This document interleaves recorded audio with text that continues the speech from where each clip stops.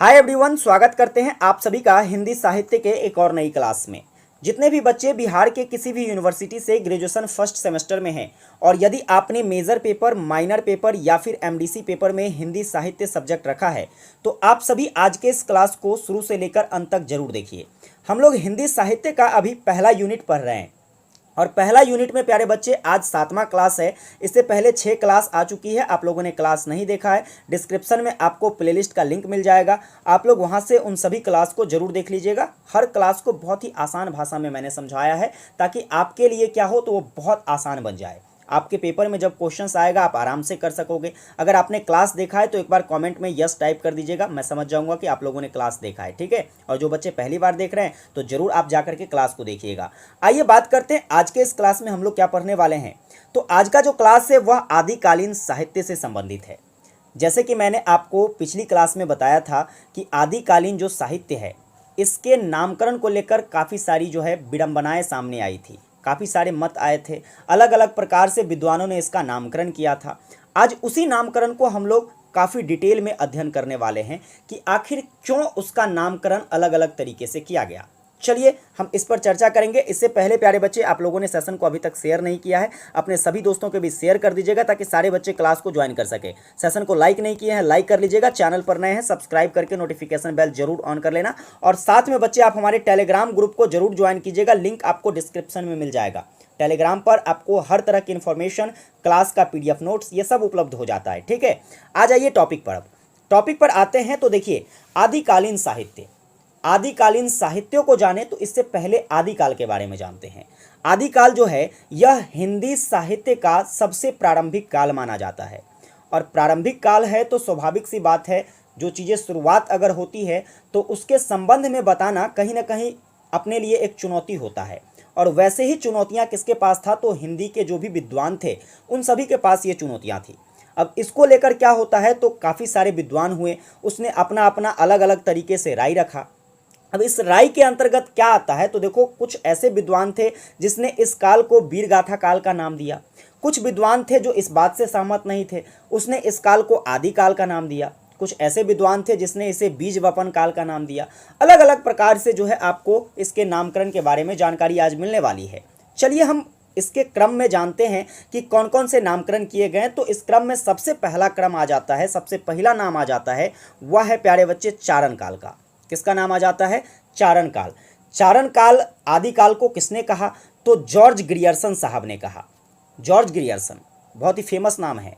इसने क्या किया था तो जॉर्ज ग्रियर्सन, जब हिंदी साहित्य का विभाजन होना शुरू हुआ, काल विभाजन, उस क्रम में काल विभाजन करने वाले ये पहले व्यक्ति थे जॉर्ज ग्रियर्सन।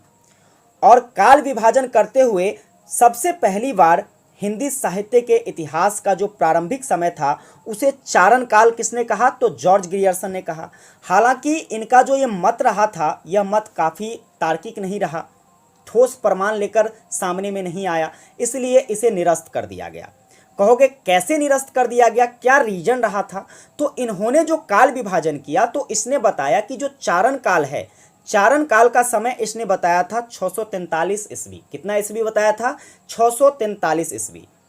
लेकिन जब प्रमाण सामने आती है तो ऐसा देखने को मिलता है कि चारण काल के जो भी कवि थे और उसके द्वारा जो लिखी गई रचना थी वह रचना 1000 ईस्वी तक भी उपलब्ध नहीं था। तो भाई जब 1000 ईस्वी तक उपलब्ध नहीं था तो वह रचना और वह कवि 643 ईस्वी में कहाँ से आ जाएगा? तो इसीलिए इनका जो यह मत था प्रारंभिक काल को चारण काल कहना, यह गलत साबित हो गया।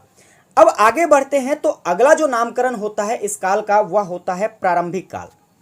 प्रारंभिक काल इसको किसने नाम दिया तो प्रारंभिक काल नामकरण करने वाले व्यक्ति थे मिश्र बंधु। मिश्र बंधु ने एक पुस्तक लिखी जिसका नाम था मिश्र बंधु विनोद। चलिए आप लोग अगर पिछली क्लास किए हैं तो आप सभी बच्चे को पता होगा, कमेंट करके बताना कि मिश्र बंधु विनोद नामक पुस्तक का प्रकाशन कब हुआ। फटाफट से आप लोग कमेंट करके बताइए, देखते हैं कि कितने बच्चे जो हैं शिद्दत से पढ़ रहे हो, सिर्फ हमसे ही मेहनत करवा रहे हो कि तू सब मेहनत कर रहे हो। देखिए फटाफट से आप लोग कमेंट करके बताइए तो कि मिश्र बंधु विनोद नामक पुस्तक का प्रकाशन कब हुआ था। अब आइए हम लोग प्रारंभिक काल के बारे में जानते हैं बच्चे। तो प्रारंभिक काल के बारे में मिश्र बंधु विनोद ने बताया कि 643 ईस्वी से लेकर 1387 ईस्वी तक का जो काल रहा है, यह काल प्रारंभिक काल था हिंदी साहित्य का, जिसका नामकरण किसके द्वारा किया गया? मिश्र बंधु के द्वारा। हालांकि यह भी तर्क संगत नहीं रहा था, यह भी गलत साबित हुआ। कैसे गलत साबित हुआ? तो देखिए, प्रारंभिक काल के नामकरण के संबंध में जब बात होती है तो इससे साफ स्पष्ट होता है कि इसमें साहित्यिक प्रवृत्ति का नहीं होना, साहित्यिक प्रवृत्ति बिल्कुल देखने को नहीं मिली। सिर्फ जो है इसमें यह स्पष्ट हो पाया कि चलो हिंदी जो है यहाँ से शुरुआत हो रहा है, तो हम इसका नामकरण क्या कर देते हैं? प्रारंभिक काल कर देते हैं। लेकिन अगर कोई भी चीज़ों का नामकरण किया जाता है तो उसके पीछे तर्क होना चाहिए। जैसे हिंदी का नामकरण यहाँ पर हो रहा है हिंदी साहित्यों का, तो उसमें साहित्यिक प्रवृत्ति होनी चाहिए, लेकिन ऐसा कोई भी प्रवृत्ति देखने को नहीं मिला। बस मिश्र बंधु विनोद ने क्या किया, तो जैसे देखा कि यहाँ से सभी चीज़ें शुरुआत हो रही है तो हम इसका नामकरण प्रारंभिक काल कर देते हैं, लेकिन क्या हुआ? तो ये गलत साबित हो गया। आगे बढ़ते हैं तो इसी क्रम में जो अगला नाम आ जाता है वह है वीर गाथा काल। वीर गाथा काल नाम जो है यह काफ़ी चर्चित रहा। कहोगे कैसे चर्चित रहा? तो चलिए इसके बारे में जानते हैं। वीर गाथा काल का नामकरण जो है किसके द्वारा किया गया? तो आचार्य रामचंद्र शुक्ल के द्वारा किया गया। हिंदी साहित्य का जो पहला काल था उसको वीर गाथा काल किसने कहा? आप कहोगे सर आचार्य रामचंद्र शुक्ल ने किया।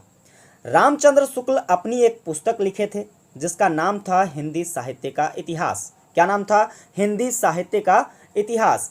इस पुस्तक में उन्होंने बताया जो प्रारंभिक समय था हिंदी साहित्य का, उसका जो समय बताया वह था संवत विक्रम संवत 1050 से लेकर विक्रम संवत 1375 ईस्वी तक। अब इस काल अवधि को इसने वीर गाथा का काल नाम दे दिया। क्या नाम दे दिया बच्चे? वीर गाथा का काल नाम दे दिया। इस नामकरण के संबंध में इन्होंने अपनी राय रखते हुए कहा, अपनी बातें बताते हुए कहा कि आदि काल की दीर्घ परंपरा के बीच में प्रथम 150 से 200 वर्षों तक का जो समय है उसके भीतर तो रचना किसी विशेष प्रवृत्ति में देखी ही नहीं गई। मतलब जो रचना या रचना का जो काल है, इस कालक्रम में लगभग 150 से 200 सालों तक जो रचनाएं की गई उसमें कोई विशेष प्रकार की प्रवृत्ति नहीं दिखी जिसके आधार पर इस काल का नामकरण किया जा सकता है।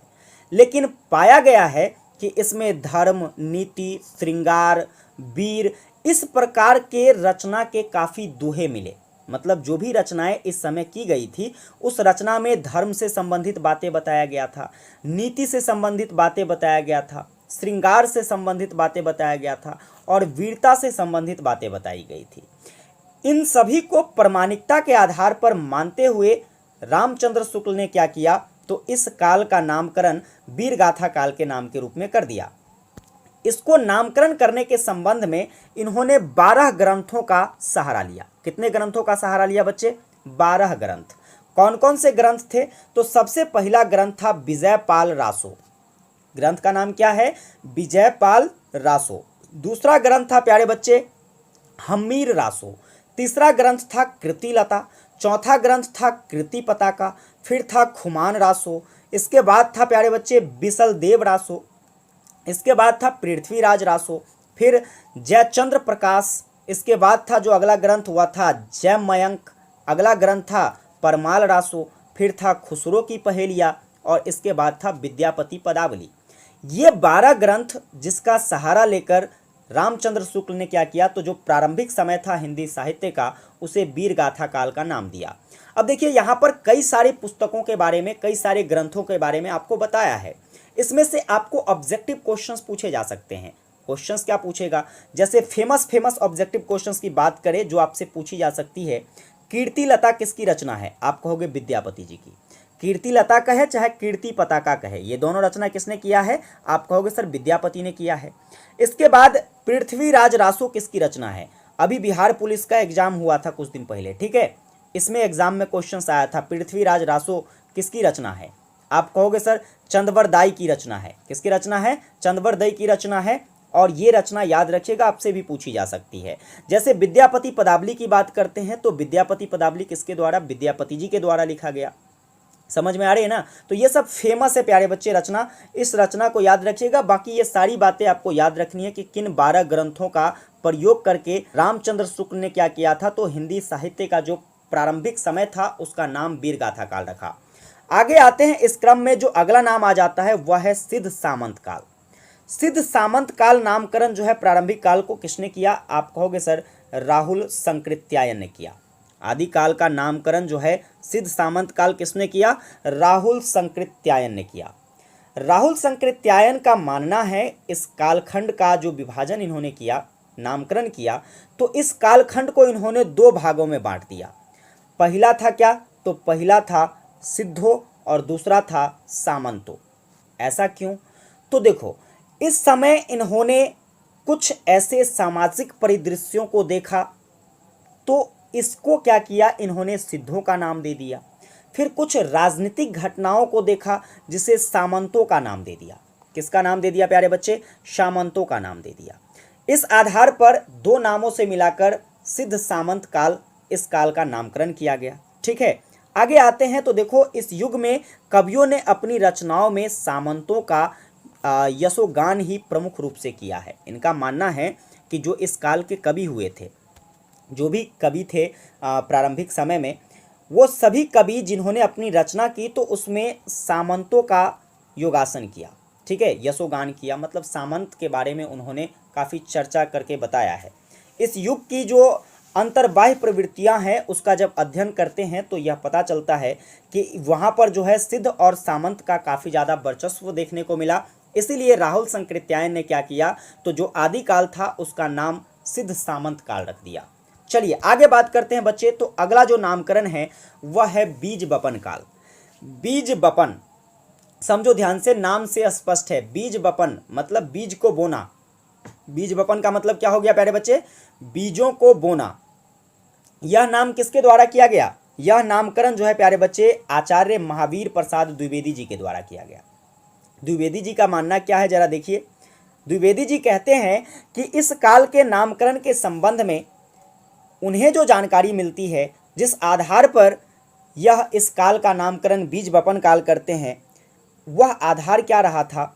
तो इन्होंने देखा कि इस समय क्या हो रहा है, तो भाषा का बीजारोपण हो रहा है। किसका बीजारोपण हो रहा है? भाषा का बीजारोपण हो रहा है। ठीक है, बीजारोपण हो रहा है, इसलिए इसने क्या किया, तो इसका नाम बीज बपन काल कर दिया। हालांकि यह सही नहीं था। अरे बीज बपन, ठीक है, हिंदी साहित्य इस समय शुरुआत हो रही थी, लेकिन उसमें साहित्यिक प्रवृत्ति तो होनी चाहिए। कोई न कोई एक तार्किक रूप से आपके साक्ष्य होने चाहिए जिस आधार पर आप इसका नामकरण कर रहे हो। ये तो बुझौबल वाला बात हो गया कि चलो शुरुआत हो रहा है तो हम उसके संबंध में कोई ऐसे जो है पर्यायी शब्दों का प्रयोग करके उसका नामकरण कर देते हैं। ये नहीं है।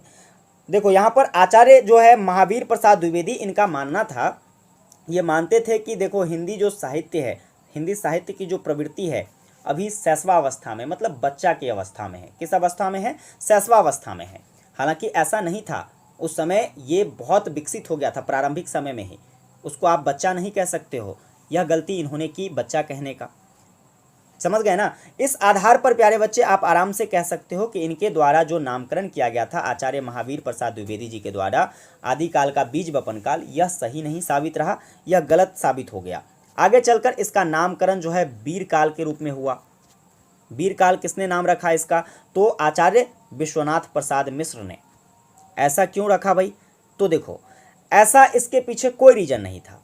वीर काल का नामकरण करने के पीछे कोई ऐसा तर्क नहीं रहा। जैसे कि आप लोगों ने देखा था आचार्य रामचंद्र शुक्ल ने क्या किया था, वीरगाथा काल का नाम दिया था। तो समझिए कि उसी तर्क के आधार पर जो है इन्होंने क्या कर लिया, तो गाथा हटा दिया और सीधा जो है इस काल का नामकरण वीर काल कर दिया। समझ गए? यह भी उचित नहीं माना गया। आगे चलकर और भी काफ़ी सारी बातें सामने आती है, जैसे कि इसी क्रम में जो है एक और नाम आ जाता है, वह है संधि एवं चारण काल। संधि और चारण काल का क्या मतलब है? दो नाम है यहाँ देखिए। यह नामकरण जो है आदिकाल का किसने किया? डॉक्टर राम कुमार वर्मा ने किया था। और डॉक्टर राम कुमार वर्मा जी जब इसका नामकरण करते हैं तो इसे दो खंडों में बांट देते हैं।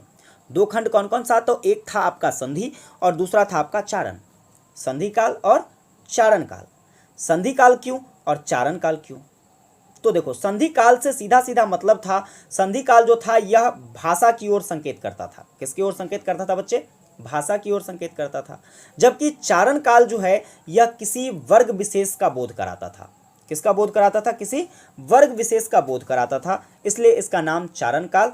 और जो भाषा की ओर संकेत कर रहा था तो इसे संधि काल कहा गया। समझ गए ना? हालांकि इस नाम में भी कई सारी त्रुटियां ऐसी देखने को मिलती है। सबसे पहला बात, मेन चीज़ तो यही है कि साहित्य का नामकरण कर रहे हैं तो उसमें साहित्यिक प्रवृत्ति होनी चाहिए, जो कि यहाँ पर साहित्यिक प्रवृत्ति नहीं देखने को मिला। और जब साहित्यिक प्रवृत्ति नहीं देखने को मिला, आप किसी भी चीज़ों को डायरेक्टली जाति विशेष के आधार पर जो है चीज़ों का विभाजन नहीं कर सकते हैं। अगर मान लीजिए किसी स्टेट को बनाना है, किसी राज्य को बनाना है, तो किसी एक जाति का आधार मानकर हम उसका निर्माण थोड़ी ना कर सकते हैं, नहीं कर सकते हैं। उसी प्रकार से भाई साहब ये एक बड़ा साहित्य है और उस साहित्यों का यह एक बहुत बड़ा काल है। उस काल को अगर आप एक छोटी सी जाति विशेष के आधार पर नाम रख देते हैं तो वह उचित नहीं माना जाएगा और वह बाद में जाकर क्या हो जाएगी? गलत हो जाएगी। और वही हुआ भी। संधि एवं चारण काल जो नाम रखा गया था डॉक्टर राम कुमार वर्मा जी के द्वारा, यह नाम जो है आगे चलकर निरस्त हो गया। आगे चलेंगे तो देखिए आगे जो नाम आ जाता है, जो सबसे प्रचलित और जो प्रमाणिक तौर पर सत्यापित नाम है वह है आदिकाल। आदिकाल की बात करते हैं तो इस काल को आदिकाल आचार्य हजारी प्रसाद द्विवेदी ने किया था। किसने किया था? तो आपसे ऑब्जेक्टिव क्वेश्चन पूछे जा सकते हैं कि आदिकाल को आदिकाल किसने कहा? आचार्य हजारी प्रसाद द्विवेदी जी ने कहा। अब हजारी प्रसाद द्विवेदी ने हालांकि इसका नाम आदिकाल तो रख दिया, लेकिन इसके मन में भी बहुत सारे डाउट थे, बहुत सारे संदिग्ध थे, बहुत सारे अप्रामाणिक तथ्य थे, लेकिन फिर भी इन्होंने क्या किया? इसका नाम आदिकाल रख दिया। क्यों रखा? तो इसमें इसने दो विशेषताएं देखी। दो कौन कौन सी विशेषताएं था? तो सबसे पहला देखा नवीन ताजगी। नवीन ताजगी का मतलब नया नया जोश देखने को मिला। क्या देखने को मिला प्यारे बच्चे? नया नया जोश देखने को मिला। जो भी साहित्यकार थे, जो भी विद्वान थे, उन सभी के अंदर एक नई जोश, एक नई जुनून देखने को मिली। इस काल की जो गतिशीलता थी उसमें एक नया जोश देखने को मिला। इसलिए इस विशेषता के आधार पर, और साथ में प्यारे बच्चे दूसरी जो विशेषता थी वह दूसरी विशेषता थी अपूर्व तेजस्विता। मतलब कोई भी चीज़ें जब शुरुआत होती है तो शुरुआत टाइम में भाई बड़े तेज आदमी की ज़रूरत होती है, ताकि वह उसके बारे में गहराई से चीज़ों को सोच सके। जब तक गहराई से चीज़ों को नहीं सोच पाएगा तो फिर तो वह संभव ही नहीं हो पाएगा। तो ये दो विशेषता थी, पहली नवीन ताजगी और दूसरा अपूर्व तेजस्विता। ये दो विशेषता के आधार पर इन्होंने क्या किया? तो इस काल का नाम आदिकाल रख दिया। क्या रख दिया प्यारे बच्चे? आदिकाल रख दिया। समझ में आई बात कि आदिकाल का नामकरण जो है आदिकाल हजारी प्रसाद द्विवेदी ने क्यों किया? तो दो विशेषताओं के आधार पर इसका नामकरण कर दिया। अब नामकरण के साथ साथ इन्होंने अपनी राय भी रखी। राय क्या रखा? देखो, इन्होंने अपना मत रखते हुए बताया कि यह जो काल है यह बहुत अधिक परंपरा प्रेमी, रूढ़िग्रस्त और सचेत कवियों का काल है। मतलब सीधा तात्पर्य इसका ये है कि इससे स्पष्ट होता है कि जो ये काल था, प्रारंभिक काल, प्रारंभिक समय हिंदी साहित्य का, इसमें काफ़ी अधिक परंपरा प्रेमी कवि हुए, काफ़ी रूढ़िग्रस्त परिस्थितियां सामने आई, और साथ में जो कवि थे वो बिल्कुल सचेत थे। वह इस बात को लेकर सचेत थे कि कहीं उसके द्वारा कही गई कोई बातें आने वाले जो विद्वान है उसके द्वारा गलत ना साबित कर दिया जाए। जैसे कि आपने देखा है यहाँ पर अभी बहुत सारे ऐसे विद्वान हुए, इसका अलग अलग प्रकार से नामकरण किया, लेकिन सबका नामकरण फ्लॉप होता गया किसी न किसी कारण से। तो इस बात से इन सभी बातों को लेकर जो है विद्वान काफ़ी ज़्यादा सचेत रहते थे। समझ गए ना? यह किसका मानना है? यह आचार्य हजारी प्रसाद द्विवेदी जी का मानना है। इसने और भी बातें बताई इसके संबंध में। इन्होंने बताया कि जो आदिकाल है यह प्रारंभ का होना परंपरा के विकास का एक सूचक है। आदिकाल जो है यह एक सिर्फ प्रारंभ नहीं मान सकते इसे किसी भी काल का। सीधा समझ लीजिए कि हिंदी साहित्य का यहाँ से प्रारंभ ही नहीं होता है। इसका मतलब सीधा सीधा है कि भाई यह एक सूचक है किसका? तो एक परंपरा के विकास का सूचक है। किसका सूचक है? परंपरा के विकास का सूचक है। और यहाँ से प्यारे बच्चे काव्यों की और भाषाओं का क्या हो रहा है? तो अंकुरन हो रहा है। अंकुरन मतलब जैसे बीज, जानते हो ना, बीज अंकुरित होता है तो उसमें छोटे छोटे जो है पौधे निकल जाते हैं। क्या निकल जाते हैं? पौधे निकल जाते हैं। उसी प्रकार से आचार्य हजारी प्रसाद द्विवेदी जी कहते हैं कि आदिकाल जो है यह हिंदी काव्यों और भाषाओं का एक तरीके से अंकुरित भाव है। क्या है? अंकुरित भाव है। अतः हम कह सकते हैं कि इन सभी नामों में जो सबसे उपयुक्त नाम माना गया, जो सबसे उपयुक्त नाम समझा गया, वह नाम था आदिकाल। और यही नाम जो है सदैव के लिए मान्य माना जाता है, जो हिंदी साहित्य का प्रारंभिक काल है उसका नामकरण। ठीक है, उम्मीद करता हूं बच्चे आप इस बात को समझ गए होंगे कि आदिकाल का नाम आदिकाल क्यों रखा गया, इसने जो है किस विशेषता के आधार पर इस काल का नामकरण आदिकाल रखा हजारी प्रसाद द्विवेदी ने। आप समझ गए होंगे। एक बार आप लोग कमेंट करके बताइएगा कि सर समझ में आया चीज़ें या नहीं आया समझ में। अगर एक बार फिर से रिपीट करने की तरफ बढ़ेंगे तो आप आराम से कह सकते हो कि सर देखिए, इसका नामकरण सबसे पहले चारण काल किया गया, जो कि ग्रियर्सन साहब के द्वारा किया गया, जबकि यह जो काल का नामकरण था यह प्रमाणिक तौर पर सही नहीं साबित हो पाया, क्योंकि समय अवधि के आधार पर इसे गलत कर दिया गया। प्रारंभिक काल जो था, जिसको मिस्र बंधु ने नाम रखा था, ठीक है, मिस्र बंधु ने इसका नामकरण तो किया, लेकिन इसमें साहित्यिक प्रवृत्ति नहीं, तर्कसंगत नहीं रह पाया। वीरगाथा काल आचार्य रामचंद्र शुक्ल ने बताया कि यह जो काल था आदिकाल, उसे वीरगाथा काल के नाम से हम लोग जानेंगे। वीरगाथा काल के संबंध में इन्होंने बताया कि भाई लगभग 150 से 200 साल तक कुछ ऐसी बातें सामने नहीं आई, कुछ ऐसी रचनाएं सामने नहीं आई जिसमें कुछ ऐसी प्रवृत्ति दिखे और जिसके आधार पर इसका नामकरण किया जा सके। उसने कुछ खासियत देखा, जैसे कि रचनाएं जो थी उसमें धर्म के बारे में, नीति के बारे में, श्रृंगार के बारे में, वीर के बारे में, इस सब के बारे में बताया गया था। तो उस आधार पर उन्होंने क्या किया, उसका नामकरण कर दिया और 12 ऐसे ग्रंथों का सहारा लेकर इसका नामकरण किया था वीरगाथा काल। फिर सिद्ध सामंत काल, जो कि राहुल संकृत्यायन जी के द्वारा किया गया, इसमें इन्होंने जो है सामाजिक दृश्यों को देखकर इसका नाम सिद्ध रखा और राजनीतिक परिदृश्यों के आधार पर इसे सामंती काल कहा। समझ गए ना, तो दोनों मिलाकर सिद्ध सामंती काल के नाम से इसे जाना गया। इसके बाद बीज बपन काल, ऐसा माना गया महावीर प्रसाद द्विवेदी जी के द्वारा कि यहाँ से क्या हो रहा है, हिंदी भाषा का बीजारोपण हो रहा है, मतलब शुरुआत हो रही है, तो इसे हम बीज बपन काल कह देते हैं, जबकि यह सही नहीं था। वीर काल, यह भी कोई खास नाम नहीं था। विश्वनाथ प्रसाद मिश्र ने जो नामकरण किया वह हजारी प्रसाद द्विवेदी रामचंद्र शुक्ल जी के द्वारा जो नामकरण किया गया था, बस उसी को क्या किया, थोड़ा सा जो है अपना सुधार करते हुए इसका नाम दे दिया। आगे संधि चारण काल जो था, वह संधि चारण काल जिसमें राम कुमार वर्मा जी ने क्या किया, तो भाषा का संकेत देते हुए संधि के बारे में बताया और फिर जो है किसी विशेष वर्ग का बोध कराते हुए इन्होंने जो है चारण काल का नाम देकर दोनों को कंजुगेट करके संधि और चारण काल का नाम दे दिया। अंतोगत्वा इसका नामकरण जो है अस्थायी रूप से आदिकाल के रूप में जाना गया, जो कि हजारी प्रसाद द्विवेदी जी के द्वारा किया गया। इस आधार पर इन सभी चीज़ों को आप अच्छे तरीके से समझ सकते हैं। आप लोग इसको क्या करेंगे, तो आराम से कॉपी में नोट कर लेंगे, ठीक है। नोट करके आप लोग इससे क्या करेंगे, जिस तरीके से मैंने अभी रिवीजन किया ना, बस 2 मिनट के अंदर पूरा का पूरा रिवीजन कर दिया। और वैसे मैंने कितने, तो लगभग 20 मिनट तक पढ़ाए थे, लेकिन वही चीज़ों को 2 मिनट में रिवीजन कर दिया। तो इससे क्या होता है, जब आप नोट तैयार कर लेते हो बच्चे, तो नोट तैयार करने के बाद जो है चीज़ें आपके सामने होती है, आप उसको पढ़ लिए होते हैं, तो उसको रिपीट करने में ज़्यादा समय नहीं लगता है और ये आपको फ़ायदे देती है याद करने में। और पेपर में जब आप क्वेश्चंस करोगे तो आराम से कर पाओगे। समझ गए ना। तो चलिए, अगर सारी क्लासेस सारी बातें आपको अच्छी लगी हो तो एक बार कमेंट करके बताना कि सर सारी चीज़ें अच्छे तरीके से समझ में आ गया, क्लास भी अच्छे तरीके से समझ में आया और आपकी बातें भी। अगर ये सारी बातें अच्छे से समझ में आ गई है, प्यारे बच्चे चैनल पर नए हैं, सब्सक्राइब नहीं किए हैं, सब्सक्राइब कर लेना। सेशन को एक प्यारा सा लाइक करके अपने सभी दोस्तों के भी ज़्यादा से ज़्यादा शेयर कर दीजिएगा, ताकि सारे बच्चे क्लास में आ सके, सभी अच्छे तरीके से अपनी तैयारी कर सके। विशेष आप लोगों से मुलाकात करेंगे हम अगली क्लास में। जय हिंद, वंदे मातरम।